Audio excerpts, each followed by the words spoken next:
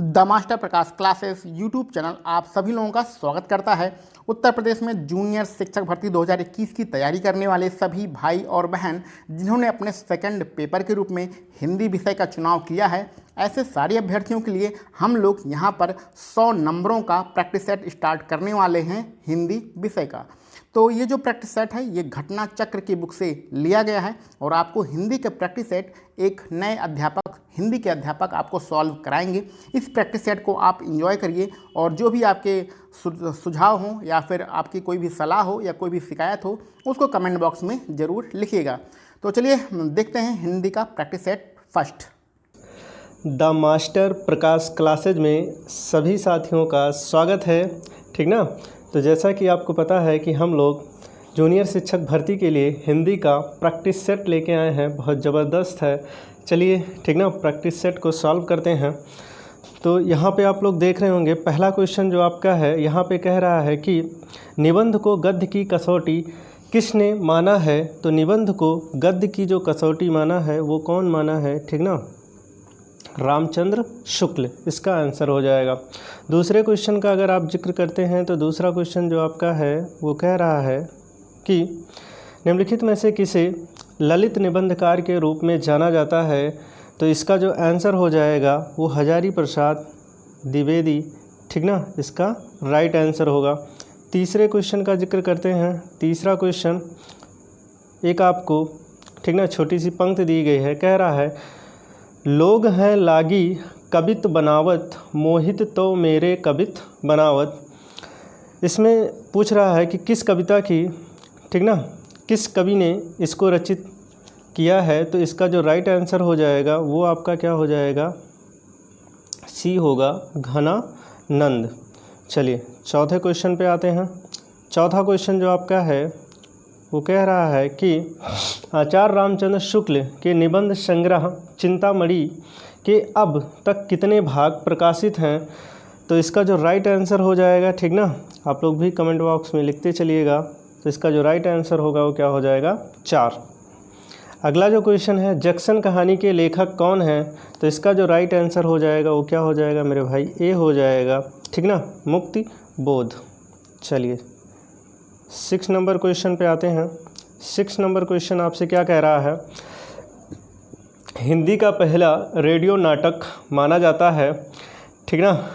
तो आप लोगों को पता होगा किसे माना जाता है, तो राधा कृष्ण जी को, ठीक ना, माना जाता है। चलिए 7 रक्षाबंधन कहानी के लेखक कौन है। तो इसका जो, ठीक ना, राइट आंसर हो जाएगा वो शर्मा जी हैं, शर्मा कौशिक जी, ठीक ना, इसका राइट आंसर हो जाएगा, सी जो होगा वो हमारा क्या हो जाएगा, राइट आंसर। चलिए 8 नंबर क्वेश्चन पे आते हैं। यहाँ पे दिया गया है आत्मकथाएं दी गई हैं और आपको बताना है कौन सा युग्म जो है आपका वो क्या है, सही है। तो आप यहाँ से देख के बताइएगा कि कौन सा युग्म आपका सही है। तो जो आपका राइट आंसर हो जाएगा वो सी हो जाएगा, टुकड़े टुकड़े दास्तान, ठीक ना, अमृतलाल नागर की ये आत्मकथा है। चलिए 9 नंबर क्वेश्चन पे आते हैं। 9 नंबर अवतार मसीहा, अवतार मसीहा साहित्यकार की जूनी है, ठीक ना। तो इसका जो राइट आंसर हो जाएगा वो चटर्जी जी हैं, ठीक ना। इसका जो राइट आंसर होगा वो क्या हो जाएगा, सी हो जाएगा। चलिए 10 नंबर पे आते हैं। 10 नंबर जो आपका क्वेश्चन कह रहा है वो कह रहा है जूठन किस लेखक की आत्मकथा है, ठीक ना। तो 10 नंबर का जो राइट आंसर हो जाएगा वो क्या हो जाएगा, ओम प्रकाश वाल्मीकि जी इसके क्या हुए आत्मकथा है, ठीक ना। 11 नंबर क्वेश्चन जो आपका है वो कह रहा है कि आनंद कादम्बनी का प्रकाशन कहाँ से होता है, ठीक ना। तो 11 का जो राइट आंसर हो जाएगा वो क्या हो जाएगा, मिर्ज़ापुर से क्या होता है, ठीक ना। आनंद कादम्बनी का, ठीक ना, प्रकाशन कहाँ से होता है, वो मिर्ज़ापुर से होता। चलिए 12 नंबर क्वेश्चन का आंसर आप लोग बताइएगा। खड़ी बोली का पहला प्रयोग किसके द्वारा किया गया था। तो इसका जो राइट आंसर हो जाएगा वो सी हो जाएगा, ठीक ना। इसका जो राइट आंसर होगा वो क्या हो जाएगा, सी हो जाएगा। चलिए 13 नंबर क्वेश्चन कवित रत्नाकर किस भाषा की रचित है, ठीक ना। तो इसका जो राइट आंसर हो जाएगा 13 का ए हो जाएगा, ठीक ना। तो इसका जो राइट आंसर होगा वो क्या हो जाएगा, बी हो जाएगा, ब्रज भाषा, ठीक ना। चलिए 14 नंबर क्वेश्चन पे आते हैं। 14 नंबर क्वेश्चन क्या कह रहा है आपसे, आचार्य रामचंद्र शुक्ल हिंदी की प्रथम कहानी, ठीक ना, किसे मानते हैं। तो यहाँ से देखिएगा जो 14 का आंसर हो जाएगा वो क्या हो जाएगा, इंदुमती को, ठीक ना। इसका जो राइट आंसर होगा वो आपका क्या हो जाएगा, बी हो जाएगा। चलिए 15 नंबर क्वेश्चन का जिक्र करते हैं। 15 नंबर क्वेश्चन आपसे क्या कह रहा है, यहाँ से उपन्यास दिए गए हैं और आपको सही क्रम बताना है, ठीक ना। तो इसका जो राइट आंसर होगा आप लोग बताइएगा। इसका जो राइट आंसर हो जाएगा वो क्या हो जाएगा, सी हो जाएगा, प्रेमाश्रम, गवन, कर्मभूमि और गोदान। इसका जो सही क्रम हो जाएगा वो क्या हो जाएगा, आंसर सी हो जाएगा। चलिए 16 नंबर पे आते हैं, ठीक ना। दैनिक हिंदुस्तान प्रकाशन, ठीक ना, कहाँ से होता है, तो इसको आपको बताना है। 16 नंबर क्वेश्चन का जो राइट आंसर हो जाएगा, ठीक ना, वो प्रतापगढ़ होगा जो कि उत्तर प्रदेश में स्थित है। चलिए 17 नंबर का आप लोग बताइएगा आंसर क्या हो जाएगा। इसमें से कह रहा है कि एक क्या है, तथ्य गलत है, तो वो आपको बताना है कि कौन सा इसमें से क्या है, गलत है। तो 17 का जो राइट आंसर आपका हो जाएगा वो क्या हो जाएगा, सी हो जाएगा। दीनमान, ठीक ना, के प्रथम संपादक रघुवीर सहाय थे, ठीक। तो ये आपका क्या हो जाएगा, राइट आंसर हो जाएगा, ठीक। इसमें से गलत आपसे पूछा था तो गलत जो आपका होगा वो राइट आंसर क्या हो जाएगा, सी हो जाएगा। चलिए 18 नंबर क्वेश्चन पे आते हैं। 18 नंबर क्वेश्चन क्या कह रहा है आपसे, चलिए इसका राइट आंसर बताइए। लोकनायक वही होता है जो समन्वय करने का अपार धैर्य लेकर आया हो, उसका सारा काव्य समन्वय की विराट चेष्टा है। तुलसी के संबंध में यह कथन किसका है, ठीक ना। तो आप लोग बताइएगा 18 नंबर का जो राइट आंसर हो जाएगा वो क्या हो जाएगा, सी हो जाएगा, हजारी प्रसाद द्विवेदी जी, ठीक ना। इसके क्या हो जाएंगे, राइट आंसर हो जाएंगे। चलिए 19 नंबर क्वेश्चन का आंसर आप लोग बताइएगा, ठीक। तो आप पढ़ रहे होंगे उत्तरायण किसकी कृति है, तो 19 नंबर का जो राइट आंसर हो जाएगा, ठीक ना। गजब की बात है, यहाँ पे राजकुमार जी आ गए हैं, तो राजकुमार वर्मा। हरि औषध, ठीक ना, के प्रिया प्रवास महाकाव्य सर्गों की संख्या कितनी है, तो 20 का जो राइट आंसर हो जाएगा, ठीक ना। महाकाव्य जो होते हैं आप लोगों को पता है कि इसमें हम लोग क्या करते हैं, सर्गों में, ठीक ना, काउंट किया जाता है। तो इसका जो राइट आंसर हो जाएगा वो क्या हो जाएगा, सी हो जाएगा, इसका पहला आंसर। चलिए 21 नंबर का आंसर और 22 नंबर का आंसर आप लोग दीजिएगा।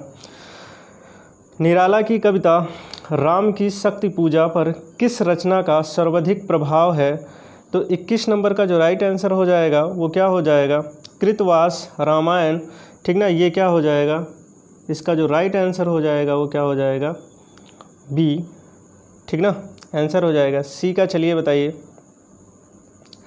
समीक्षात्मक कृति आलोचना का पक्ष लेखक कौन है, तो 22 का जो राइट आंसर हो जाएगा रमेश चंद्र शाह जी जो हैं, ठीक ना। इसका जो होगा वो क्या हो जाएगा, राइट आंसर हो जाएगा। चलिए 23 और 24 क्वेश्चन का जिक्र करते हैं।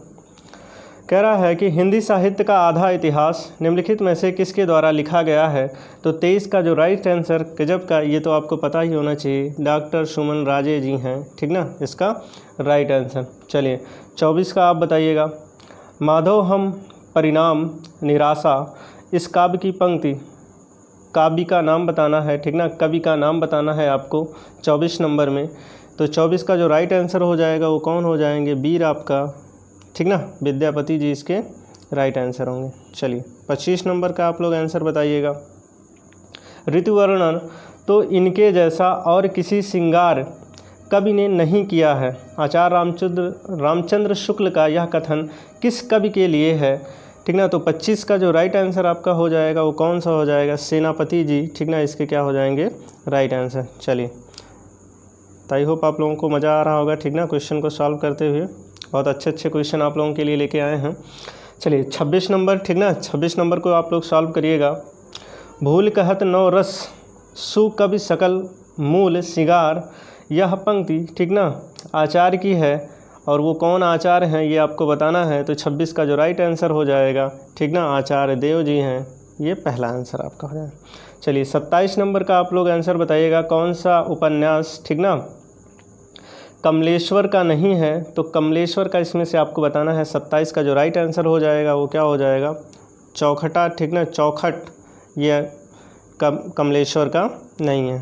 ठीक, चलिए यहाँ से आपका 28 नंबर आप लोग बताइएगा। 26, नई कविता परंपरा का तिरस्कार है और नई कहानी परंपरा का विस्तार है, ठीक ना। ये कथन किसका है, ये चीज़ आपको बतानी है। तो 28 का जो राइट आंसर हो जाएगा वो राजेंद्र यादव जी हैं, ठीक ना। इसका राइट आंसर बी हो जाएगा।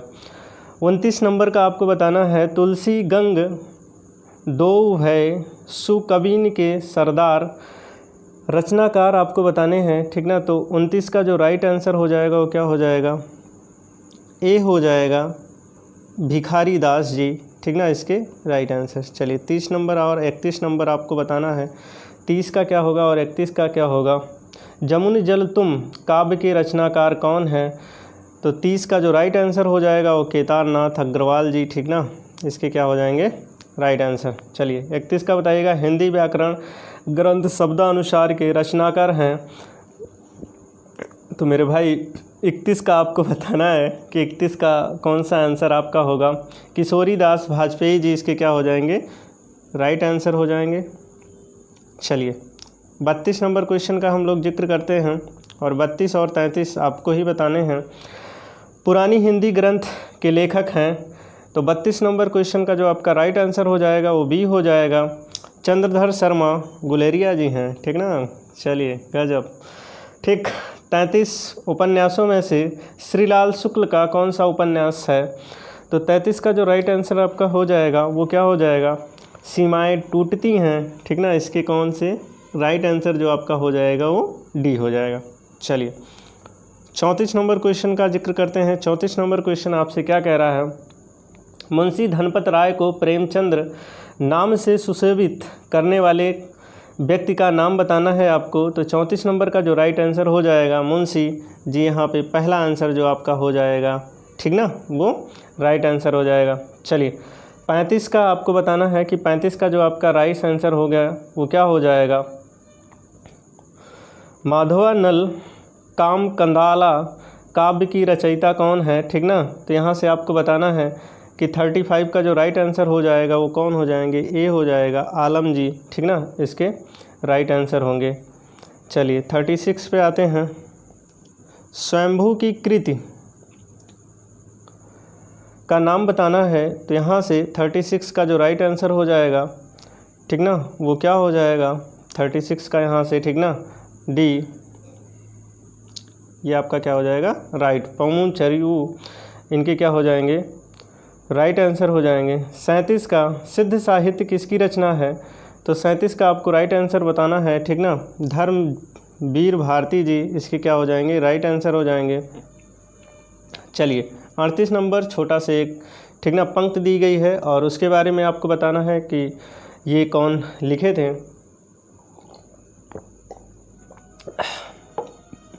तो इसका जो राइट आंसर हो जाएगा, ठीक ना, यहाँ से 38 का जो राइट आंसर होगा वो कौन हो जाएंगे, ठीक ना, ये आपका राइट आंसर क्या होगा, विद्यापति जी, इसके राइट आंसर होंगे। चलिए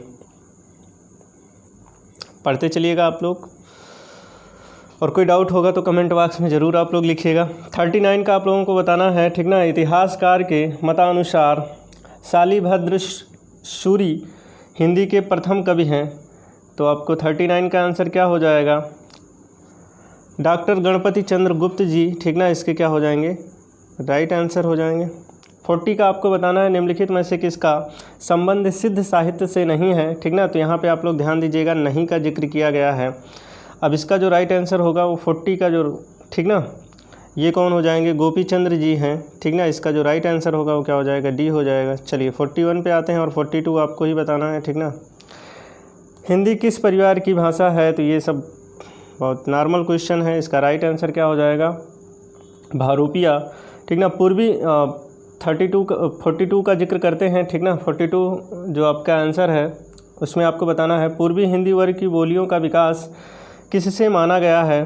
तो इसका जो राइट आंसर हो जाएगा, ठीक ना। ये सब बहुत इजी क्वेश्चन है, आपको पता भी होगा, ठीक ना। ये आपका क्या होगा, अर्धमागधी अपभ्रंश भाषा से, ठीक ना, उत्पन्न हुई है। चलिए 43 का जिक्र करते हैं। झांसी, जालौन, हमीरपुर कौन सी बोली प्रचलित है, ठीक ना। तो ये आपको बताना है। 43 का जो राइट आंसर हो जाएगा, ठीक ना, वो कौन सा होगा आपका, ये होगा बुंदेली। 42 विभाषा एक प्रांत या ...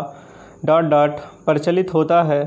तो 44 का जो राइट आंसर हो जाएगा उपप्रांत, ठीक ना, इसका राइट आंसर होगा। चलिए 45 पे आ जाते हैं, ठीक। 45 को आपको बताना है। 45 का जो राइट आंसर क्या हो जाएगा, हिंदी भाषा को कैसी होनी चाहिए, ठीक ना। कार्यकारिणी इसकी जो भाषा होनी चाहिए वो कैसी होनी चाहिए। तो आपको बताना है 45 का जो राइट आंसर हो जाएगा वो आपका क्या हो जाएगा, ए हो जाएगा अभिधात्मक, ठीक ना। इसका जो राइट आंसर होगा वो ये हो जाएगा। 46 का अगर जिक्र करते हैं तो 46 आपका जो कह रहे हैं, बोली का क्षेत्र जब थोड़ा विकसित हो जाता है और उसमें साहित्य की रचना होने पर वह क्या बन जाती है, ठीक ना। तो इसका जो राइट आंसर हो जाएगा वो 46 का, ठीक ना, उपबोली कहलाती है, ठीक ना। ये सब नॉर्मल क्वेश्चन है, आपको बहुत आसानी से पता भी होगा, ठीक ना। इतने हाई लेवल की आप लोग तैयारी कर रहे होंगे और एग्ज़ाम भी आपके सर पे है, ठीक ना। ज़्यादा टाइम है नहीं, इसलिए हम लोग प्रैक्टिस सेट लाए हैं आप लोगों के लिए। चलिए 47 का गाजीपुर में बोली जाने वाली प्रमुख बोली आपको बतानी है। तो गाजीपुर में जो बोली जाती है वो आपकी क्या हो जाती है, भोजपुरी, क्योंकि आपको ये सब, ठीक ना, बिहार के क्षेत्र में आते हैं। 48 का बताना है कटसाली भाषा कहते हैं। तो इसका जो राइट आंसर हो जाएगा वो क्या हो जाएगा, सी परनिष्ठित भाषाएं को कहते हैं, ठीक ना। चलिए 49 का और 50 का आपको बताना है।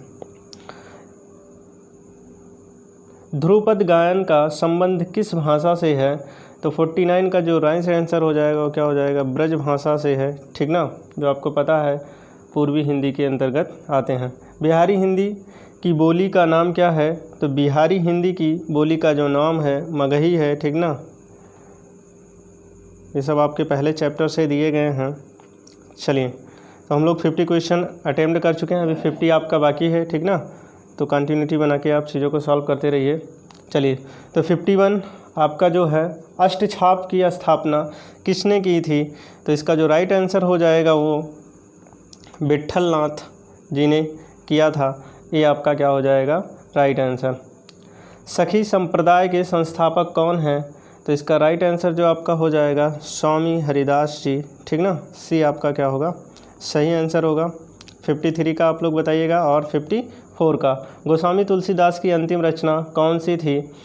तो 43 का जो राइट आंसर हो जाएगा वो क्या हो जाएगा, हनुमान बाहुक, ठीक ना। ये आपका क्या होगा, डी सही आंसर होगा। चलिए 55 का आपको बताना है मृगावती किसकी रचना है। तो इसका जो राइट आंसर हो जाएगा वो क्या हो जाएगा, बी हो जाएगा कुतुबन, ठीक ना, इसका राइट आंसर।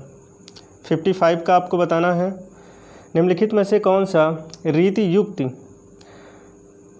मुक्त कवि नहीं है, ठीक ना। तो 55 का आपका जो आंसर हो जाएगा पद्माकार, ठीक ना, ये आपका सी हो जाएगा। दीर्घ स्वर कौन सा नहीं है।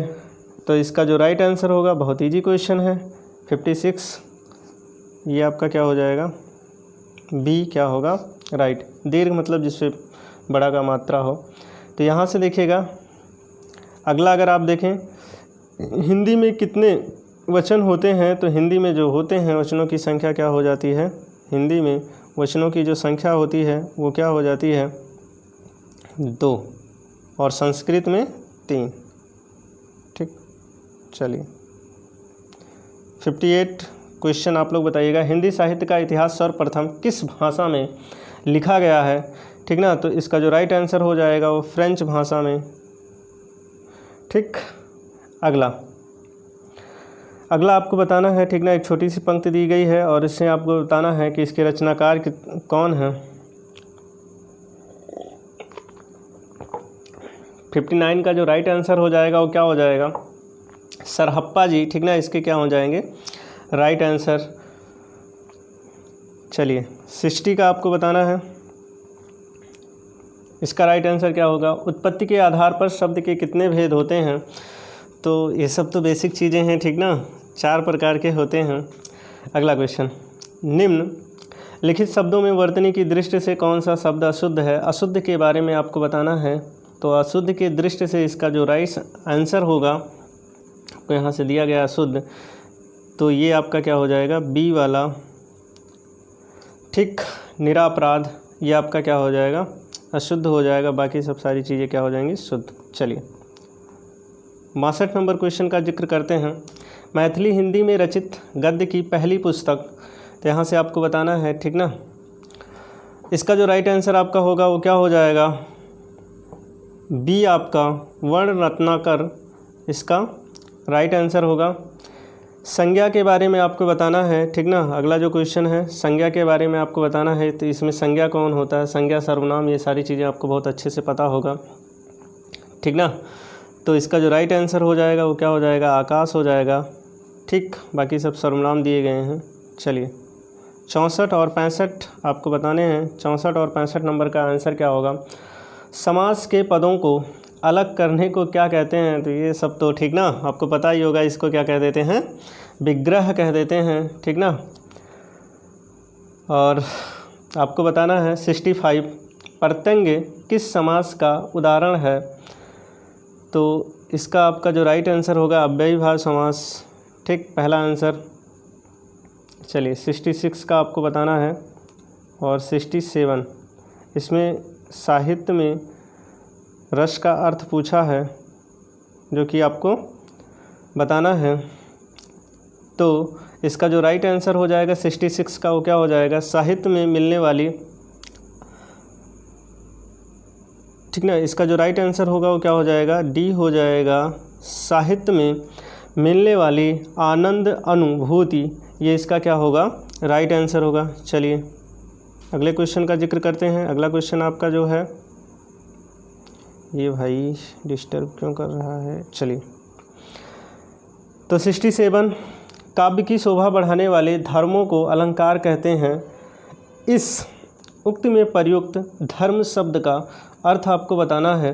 तो 67 का जो राइट आंसर हो जाएगा वो क्या हो जाएगा, ठीक ना। यहाँ पे गुण का जिक्र किया गया है, तो बी आपका क्या होगा, राइट आंसर। चलिए संधि का गुण है, कौन सा इसमें से क्या बताना है आपको, संधि का गुण है, तो आप बताइएगा। 68 का जो राइट आंसर हो जाएगा वो आपका, और इसमें से एक विकल्प आपका छुपा हुआ है, अब बताइए आप। तो इसका जो राइट आंसर हो जाएगा इसमें से कोई नहीं है, ठीक। चलिए 69 पे आते हैं। 69 और 70 का साथ में ही सॉल्व करते हैं। जो सब संस्कृत भाषा से उत्पन्न या विकसित हुआ है, तो इसमें कुछ करना ही नहीं है, ठीक ना। इसका जो राइट आंसर हो जाएगा, जो संस्कृत से, ठीक ना, उत्पन्न या विकसित हुआ है उसे क्या कहते हैं, तो आपका क्या हो जाएगा, तत्वभव, ठीक। 70, वाक्य विचार के अंतर्गत क्या अध्ययन किया जाता है, तो इसके बारे में आपको बताना है। वाक्यों को, ठीक ना, अध्ययन किया जाता है। चलिए 71 और 72, 73, ठीक ना, ये तीनों साथ में ले लेते हैं, आप लोग बताइएगा। अश्व का पर्यायवाची नहीं है, यहाँ पे नहीं का जिक्र किया है क्वेश्चन में, आप लोग बहुत ध्यान से पढ़िएगा, ठीक ना। तो 71 का जो आपका आंसर हो जाएगा वो क्या हो जाएगा, तरंग नहीं है। छंद के कितने भेद होते हैं, तो छंद के भेद के बारे में आपसे पूछा गया है, तो इसके क्या हो जाते हैं, 4 भेद होते हैं छंद के। अगला क्वेश्चन, कौन सा शब्द अनिक का पर्यायवाची है, इसमें से आपको है बताना है। तो 73 का जो राइट आंसर हो जाएगा वो आपका क्या हो जाएगा, सेना, ठीक, इसका राइट आंसर। चलिए 74 और 75 आपको बताना है। दो वर्णों के मेल से होने वाले विकार या परिवर्तन को क्या कहते हैं, ठीक ना। तो गजब का क्वेश्चन है, ठीक ना। इसका जो राइट आंसर हो जाएगा वो क्या हो जाएगा, वर्ण का जिक्र किया है, शब्द का तो जिक्र किया नहीं, समास समास कुछ सोचना नहीं है, ठीक ना।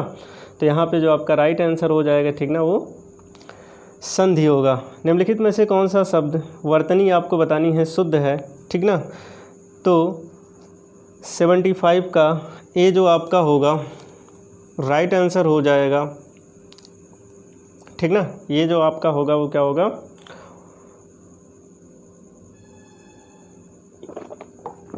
राइट आंसर हो जाएगा। चलिए अगले क्वेश्चन का जिक्र करते हैं। भाषा में शब्द और अर्थ की दृष्टि से सौंदर्य उत्पन्न करता है, ठीक ना। तो कौन, अब आपको पता ही है कौन उत्पन्न करता है, तो आपका श्रृंगार। अध का विलोम क्या होता है, तो अध का जो विलोम होता है 77 का आपको बताना है, वो क्या हो जाएगा, पूर्ण, ठीक।